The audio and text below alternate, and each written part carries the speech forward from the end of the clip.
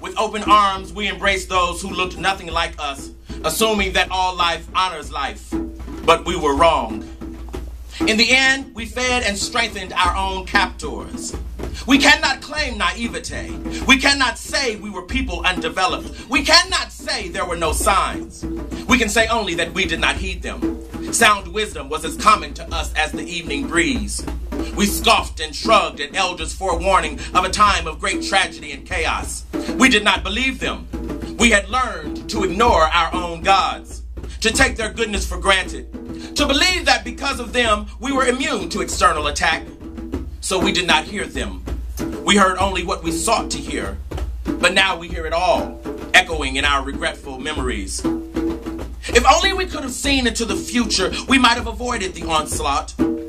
Most of us had no such powers. The few who did, the seers and sages, we dismissed. They were always speaking of things to come, warning of impending disasters that rarely came to pass, at least in our lifetime. Now we know that prophecies come to one generation and materialize in another. If only we had listened. If only we had had more disciplined ears. But we did not. So we blamed ourselves.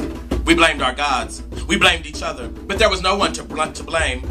Only shame to bear. And pity, great pity, that a people so strong missed so many clues. The forest whispered it, the birds chirped it, the trees waved it, the antelope danced it, the tall grass swayed it, the lions roared it, the elders said it over and over. Beware! Seek not the thing you do not need. Greed destroys wisdom. Let just enough be enough. But we were too blessed. Our abundance suggested immortality, so we stopped searching for invisible things. Our mothers had worked so hard that we didn't have to. Our fathers had killed enough game that their sons hardly knew the hunt. We didn't know then what we know now. A life of leisure destroys a child. When there's nothing to work for, there's nothing to gain, nothing to die for. So we had to die that we might live again. And that's what we did. We died. By the thousands and hundreds of thousands, we died. We'd never seen such unjustifiable violence. Bloody bodies laying prostrate across the earth as if pleading for forgiveness. Those who survived did not mourn. There was no time. The loss was too great. We still have not mourned. We still have no time. We remember, but we have not mourned. And so death came quickly. It came unannounced. It came cloaked in our own multicolored garb. It came white as clouds, smiling as if it loved us. Death came in the darkness of night while we're laughing and talking with ancestors. It came in legions with guns and ammunition too powerful for us to battle. It came like the monsoon winds. It came like a flood. It came with earth-shaking force we could not control. It came under the authority of nations we did not know. It came with men whose absent wives benefited from their husbands' despicable behavior. It came with men whose children would one day inherit their father's legacy of violence and wealth ill-gained. Death came to strip the land of its glory. It came to thousands and hundreds of thousands without sympathy for our loss. It came with impaled violence. It came with impaled brutality. It came to scatter children's blood-soaked bodies across the earth, thus fertilizing dry, yearning soil. But mostly, death came to teach us we were brothers. This was the coming. Some were taken by surprise. Some were killed on the spot. Some were taken in their sleep. Some were ambushed in the forest. Some were tricked into believing they were going for a walk.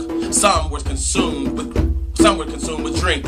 Some were too lazy to fight. Some were busy settling communal affairs. Some were nursing wounds inflicted by spouses. Some were telling children bedtime stories of talking spiders. Some were beating drums to warn others, but most were not listening.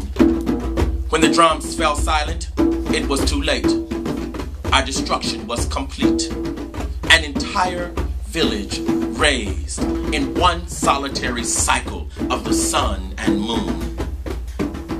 They destroyed our homes and forced our leaving. They bound us with chains of heavy iron. Elders were rendered mute and lifeless. Babies deprived of life's knowing. All we could do was wonder. We could not speak. There was nothing to say. In those moments, we heard our elders' warnings and we understood. We knew they loved us now far more than we understood before, but they could not hear our cries, our pleas of lament, not with the ears of the living. So one by one, they took us away. They seized the farmers first. Those who knew the land, the earth, the ingredients of the soil, they took them first. Those who heard its rumble, felt its movement, understood its seasons. Those who knew seeds and germination, plant spacing and harvest. Those who walked barefoot upon the soil in homage to its life-sustaining power. They took them first. It was no accident. They would farm again in a new world, feeding a nation committed to their degradation.